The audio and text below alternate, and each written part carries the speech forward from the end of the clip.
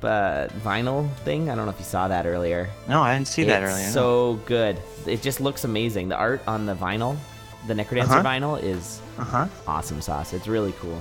Whoa, cool. Yeah. All right, let's see Vinyl. Here. Yeah, I don't even have a turntable. I'm just going to use it for art, but it's so good. That's awesome, Eli. Yeah. Put it on the wall. Care. I'm like, I want some Necrodancer art. And what's the best Necrodancer art? And it's probably the vinyl, because it's just so good. Very hipster of you. I guess not to play it, though. Yeah, I'll play it eventually. It also came with a Danny B pin, where it's Danny B's face in a pin form. Really? Yes. Which makes me endlessly happy. Seeing as I live a lot closer to Danny B, I hope someday to wear it. And while he's around. All right, well, anyway, we're going to get started with this race in a second. Disgruntled Goof, Axem, Paratroopa, and SpootyBiscuit. Top 2 finishers are going to move on to the tournament. The bottom 2 are going to be eliminated. It is a single elimination bracket for the remainder. The racers who are already in are Steak, Toughwo, Basing, Siver, Myantix, and Cheesy Potato. All had a good week. This was a weekly Condor, so we had, I believe, 16 racers. Oh, the race is going to be underway. Here we go. All right. They are off. Nocturna. This is our 3rd Noct tournament. We've done, oh, this music is loud. Hold on, I need to turn it down. There we go. This is our 3rd Noct tournament. The first 2 were done pretty much back-to-back at the beginning of the release of the DLC. Mm-hmm. Oh, is it 22? Oh, my bad. Oh, yeah, there we go. Let's see here. Yep, 20 racers. There were 20 racers in this tournament. It's pretty cool. So here we go. Have you played much Nocturna there, Rat? Nah, I've never been... Those new characters, only the Diamond one really appeals to me. Oh, Diamond's so good. Tempo's pretty great, though. I am a fan of Tempo. Mary, maybe not so much. Oh, man, we got the Glass Shrine to start. That is a crazy decision here, because the Cutlass is so incredibly safe. Mm-hmm. But in a race situation... You know, okay, you gotta aim for second. You can get second here. I don't know if you take the Glass Cutlass. It's such a risky play. I don't know if that's the right play in a tournament to aim for second. I think you gotta aim for first there. No, aim for second in this race. You don't have to come first. But yeah, it's just, and some damage there. Damage for Axem. Axem taking a few hits, but Axem is, Goof is gonna be the first one down into zone 2. Paratroopa and Spooty trailing a little bit after getting their glass items, spending a bit of time picking up glass. Oh, and a complete swap of build there for Goof, picking up the glass cat with the glass armor. That's pretty good. Glass cat swap for Spooty as well. All right, was he transmute Goof in there? Okay, blood shovel, not courage shovel. Yeah, you don't need the blood shovel in Nocturna. In fact, you need less of a shovel because the floors are generally more open. Because of that zone 4. Oh no! And down goes Axem, getting roasted by a dragon. Have a little Nocturna roast on this Saturday afternoon. Isn't Nocturna that character with like tons of iframes that you can get basically whenever you want? Yes. Yeah, it has a bit of that like heal spell, ring of mana factor a little bit. Whenever you turn to a bat, you get, I believe, 2 eye beats. And then when you turn back, the beat that you transform, and then the next one. I think that's the case. So you'll see when they get Coral Rift, they'll probably kill Coral Rift that way. Many of the ways to kill the bosses are changed by using bat form because you're going to do 4 damage. Unless you have a weapon that does 4 damage, like 3 of our racers currently have. Yeah, I gotcha. And actually, Axem just swapped to that Glass Cutlass too, so it's all glass. Just about doing all the glass. And we're going to see a bombed Shriner here. Ooh, Goof jumping in. And he's going to pick up that Ring of Peace, which is a pretty good pickup. Swarming is a factor with Nocturna because you do you got the open rooms of Zone 5. Yeah, you get the Zone 5 Zone Bleed, so... And just like that, we've got Paratroopa and SpootyBiscuit, the 2 who took that early glass, now taking the lead. Oh, sorry. So does that change, Sorry, go ahead. what items are good with so many open rooms, or is it still? I mean, still Axe is still the best, or? Yeah, I'm pretty sure Axe is right up there. I mean, a lot of people will keep Cutlass because of the final boss fights. Because it's just like a swarm fest, and it's very easy to get overwhelmed. Yeah, I watched you finish that last run just a moment ago. So finish is one way to put it. Well, finish, yeah. It finished me. That might be too strong of a word. Finish might be too strong of a word. Yeah, that was an easy PB that I just totally blew. It was a good run. I had a great Zone 2, Zone 3, but whatever. Ooh, this is Shrine of Darkness over there. Is Elect Dagger? It's got to be extra good. There's more. Yeah, like, I would wires, take an Electro Dagger here. I mean, Electro Dagger is great with Nocturna again because of the swarm factor. Okay, yeah. I was thinking just the extra wires everywhere too, but man. Oh yeah, you get the infinite damage and the +1 damage electricity off of the wire. Yeah, that's really good. Looks like no one's gonna take it. Obsidian Axe pickup for Spooty though.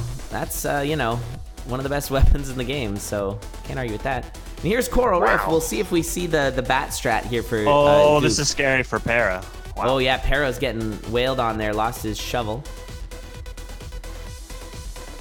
No bat strat for Goof right now. Decided to just do a standard cat strat. Oh, and is he gonna be able he has to take the long way to get his shovel back? Oh, that's disastrous. That's gonna cost him a lot of time. Yeah, well. Arc Dagger sucks for the conductor? Oh, I guess because it... Yeah, that's right, because it kills more enemies than you want it to kill. That's actually a great point. You don't want to kill enemies in the conductor? You want enemies to not die so fast because you want... Because the way you finish the fight is to cause arcs, right? And so you want to cause as many arcs as possible. And when you have the Arc Dagger, you actually cause less. Yeah. I gotcha. That's interesting. But if you have a ton of bombs, you just bomb them all. So picking up bombs with Nocturna is really key. As you can see, all the racers have 10 or more bombs right now. And that is really critical because you can just bomb those batteries, and that is the fastest way. Like most bosses, the fast way to kill it is with bombs. Para, I'm so scared. So spooked for Para. Though Para did find that Obsidian Axe. Costing him some time though, futzing around. Goof is super safe with this build. Oh my gosh, I didn't even notice. I look over and all of a sudden he has 6 hearts. Oh nice, he even took that Telemonkey. Yeah, Goof's got a really good build going on here. It looks like we're gonna have an even safer build for Spooty though, as he gets himself mana shield. So he does take mana over Peace. You could make the argument, but yeah, mana shield. And also Axem charging back here, already on 3-3, not terribly far behind. But has only half a heart, and did take the Arc Dagger. Okay. Yeah, nice change of builds here. Variance between what they're doing. That's one thing that's nice about these 4-ways is you get more chance for build differences. Yes. Yeah. Or see how the preferences play out too, basically. Right. Yeah, and we do have, I mean, Spooty and Para both have pretty similar builds. I love the big dig there for Para. That's nice. And the freeze over the shield. So yeah, there's some differences. Similar weapon. Spooty picking up that swagger suit and getting teleported away. Oh man, got to take the long way home. Yeah, it doesn't matter too much what the enemies are doing when you have mana shield. You kind of just ignore everything. Yeah, you really do. And when you got an axe too, you just push through, push to the exit, and things will die on the way. So it does look like a clear lead here for Goof with quite a clear lead actually. He is almost done zone 5. Goof is flying on this seed. A 3 damage cat though, pretty good. Though with Nocturna, as you'll see throughout this tournament, it all comes down to the boss fights. They make a difference. Oh yeah. Yeah. Okay. At least they were like that in the previous 2 tournaments to a pretty big degree. Axem having a little trouble here with the spider in the wall. Still has the half a heart, managing to survive up till now. And yeah, fighting Frankenstein way. Looks like Spooty's still about halfway through zone 5.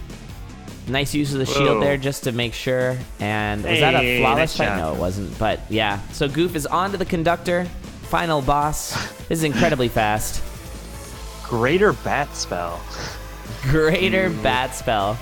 Yeah, you turn into a Lord Bat or something.